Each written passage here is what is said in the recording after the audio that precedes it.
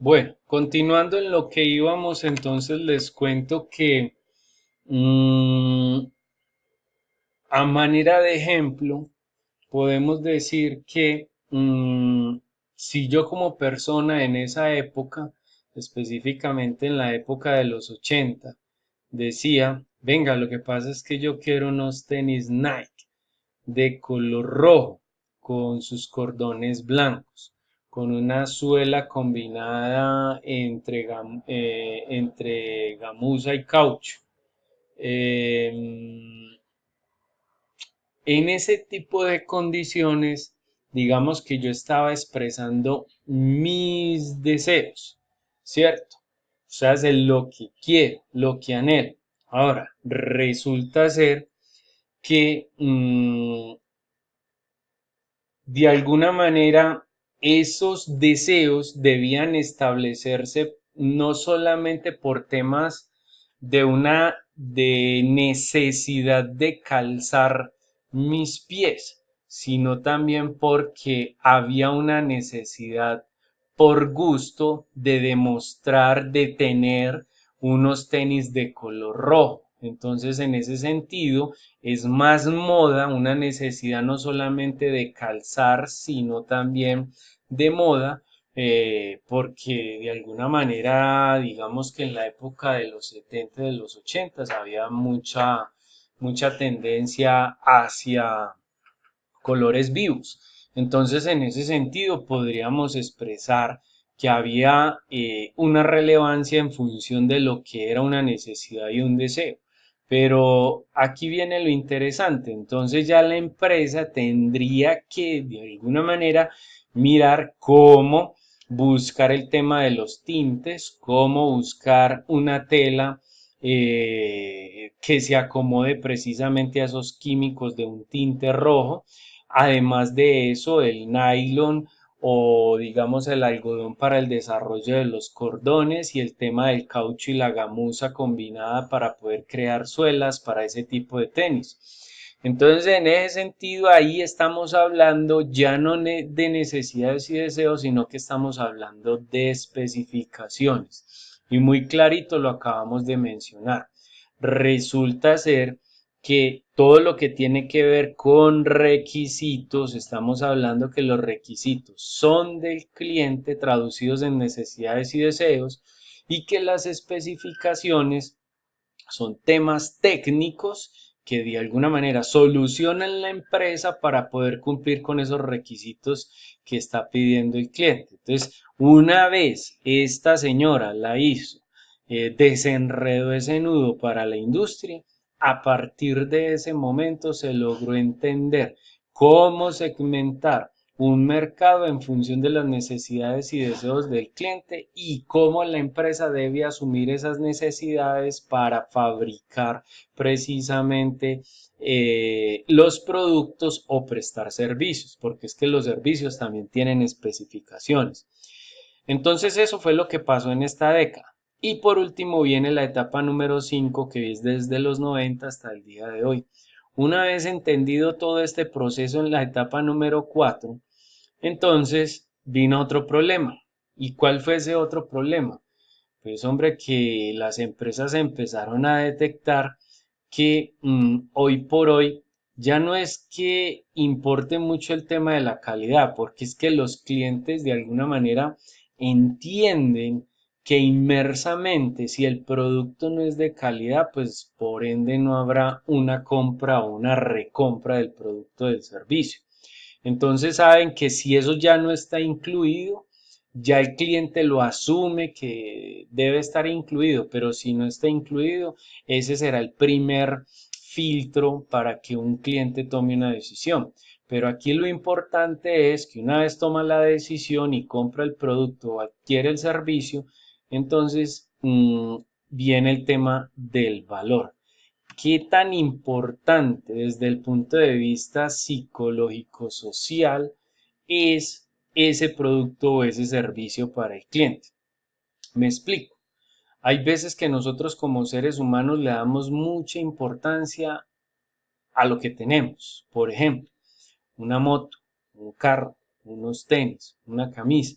Sucede, por ejemplo, que a veces me coloco unos tenis que compré y me los coloco más de lo frecuente, ¿cierto? O sea, me los coloco día, tarde, noche, toda la semana, todo un mes, etcétera, etcétera. Entonces resulta ser que es que me gustan mucho. Me gustan demasiado por cómo me orman, porque me hace resaltar la pinta, etcétera, etcétera. Entonces ese tipo de productos, cuando llegan a la conciencia, a la psique humana, quiere decir que tienen un alto valor no monetario. Vuelvo e insisto, es psicológico-social. Es un tema que viene precisamente del mercadeo, o sea, sé cuáles son los huecos vacíos que hay en la mente del consumidor que hacen que los productos y los servicios sean tan importantes para ellos que no les importa cuánto pagar por ellos. Entonces eso es lo que está pasando hoy en día. Vamos en esa etapa, a pesar de que ya pasamos de revolución industrial a la cuarta revolución, que no tiene que ver ya con el tema mecanizado, sino el tema digital. Entonces ya se habla ya de mercadeo digital, mercadeo relacional y otras cosas adicionales que se deben de tener en cuenta en la administración de operaciones o en la gestión de la producción. Entonces, una vez se resuelve todo ese tema, viene la pregunta. Entonces, ¿qué es calidad? Aquí hay otro problema. Muchos autores la definen, muchas personas la definen, pero yo no soy capaz de definirla. Razones, hombre, porque la calidad es un acto inherente de una percepción de cada persona. Eso significa que cada quien piensa de la calidad lo que esa persona prefiere. Vuelvo e insisto, en palabras más cortas y más resumidas, es una percepción de algo. Punto. Entonces, en ese sentido, la calidad para mí puede ser muy diferente para la calidad de cada uno de ustedes en función de que estuviésemos hablando, por ejemplo, un televisor.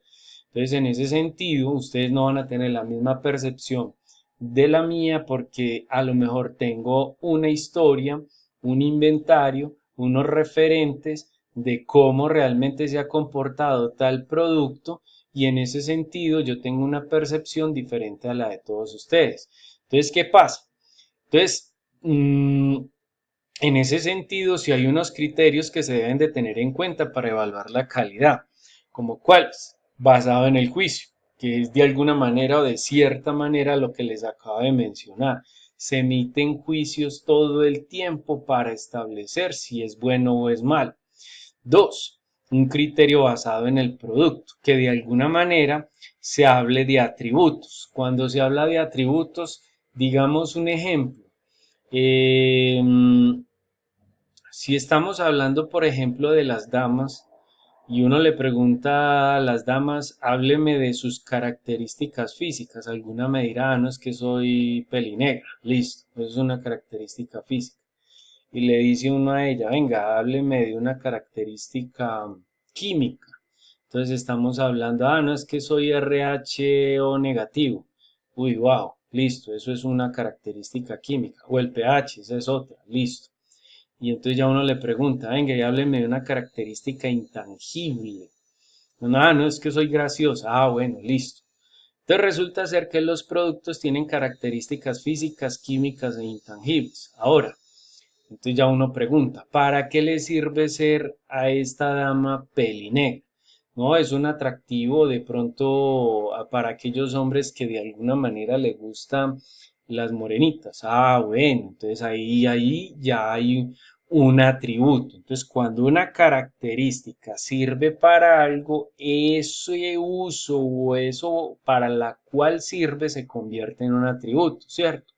Lo mismo, por ejemplo, pasaría con el RH. Dijimos, uy, yo negativo, no, ese es el más escaso, eso, mejor dicho, le dona a todo el mundo, excelente. Entonces hay un atributo y hay una ventaja competitiva comparable, listo. Entonces eso es lo que pasa con los productos, que los productos de alguna manera deben de llegar allá a través de sus características físicas, químicas e intangibles. Y si esos atributos sirven, entonces hay una percepción de la calidad excelente. Basado en el usuario, hombre, pues hombre, que se diseñó sirva para lo que realmente debe funcionar. Inclusive aquí el usuario de alguna manera descubre otros usos que la empresa no tenía prevista cuando lo diseñó bajo sus especificaciones. Sucede mucho, por ejemplo, con las anchetas cuando vienen en esas anchetas vienen como varios recipientes, varios tarritos, pues no sé cómo mencionarlo, que allí de alguna manera vienen empacadas unas cosas y las amas de casa empiezan ahí envasan de pronto el arroz, los frijoles, algún tipo de, por ejemplo, los cubitos de caldo Maggi, se ven hasta decorativos y bonitos en la cocina, o lo mismo, por ejemplo, pasa con el periódico El Colombiano, que muchas veces se utiliza, pues lo normalmente es para leer, pero las madres o quien esté a cargo del hogar la utiliza para madurar el aguacate, para limpiar los espejos, o si no es para limpiar los espejos, entonces es para recoger la basurita de la casa, etcétera, etcétera, ¿sí o no? Ya hablamos del tema de valor, relación costo-beneficio. No importa el costo si ese beneficio es demasiado alto, ¿cierto? Y el criterio basado en la manufactura que precisamente esté bien ensamblado, que cumpla precisamente con mis necesidades y deseos desde el punto de vista del color eh, y digamos especificaciones de materiales y todo eso. Entonces esto hay que tenerlo en cuenta. Miren entonces qué tan interesante se ha vuelto pues de alguna manera esta charla. En ese sentido, pues digamos que hay una perspectiva de la calidad en función de la producción o de la administración de la producción o de las operaciones, donde se deben de tener en cuenta algunos aspectos. Sabemos que el cliente es el rey. Ya de alguna manera explicamos y ahondamos sobre el tema de las necesidades y deseos, que hay que saberlos traducir. El área de mercadeo traduce esas necesidades y deseos en temas de percepción de calidad, en temas de producto, valor y usuario, ¿cierto? Esas percepciones, estos criterios, nuevamente una vez ellos los traducen, pues lo pasan a ingeniería, a diseño. Diseño luego lo pasa a manufactura. Aquí ensamblan ya no necesidades y deseos, sino especificaciones. Se pasa a distribución y distribución le entrega al cliente. Y es un proceso dinámico que se repite todo el tiempo, ¿cierto? El problema es cuando mercadeo traduce mal las necesidades del cliente, se traduce en un mal diseño, se traduce en un producto que no se requería en el mercado, se distribuye y queda inconforme el cliente. Entonces, aquí es donde está la clave de la administración de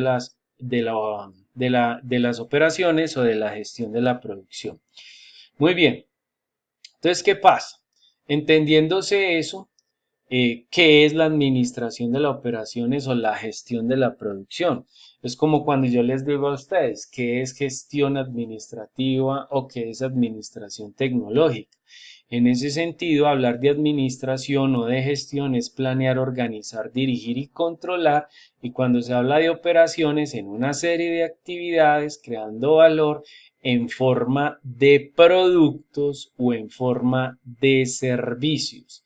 Ahí es donde está la definición de qué es administración de operaciones. Muy bien. Eh, Permítanme, no, mentiras. Lo que pasa es que me acaba de llegar un mensajito de la jefe Lina y bueno, me desconcentró. Qué pena, muchachos. Entonces, en ese sentido, yo les pregunto a ustedes, ¿qué es gestión administrativa y qué es administración tecnológica? Es importante que lo tengan en cuenta. Listo, eso se los voy a preguntar cuando nos veamos face to face. Ojo con eso, entonces para que lo tengan presente. Este tema se presenta en todas las clases de empresas que pueden haber en este momento, ya sea de manufactura, de comercio, de servicios sociales o creativas o culturales. Todas, absolutamente todas tienen un proceso de producción, tienen precisamente gestión de la producción o tienen precisamente administración de operaciones. Razones, porque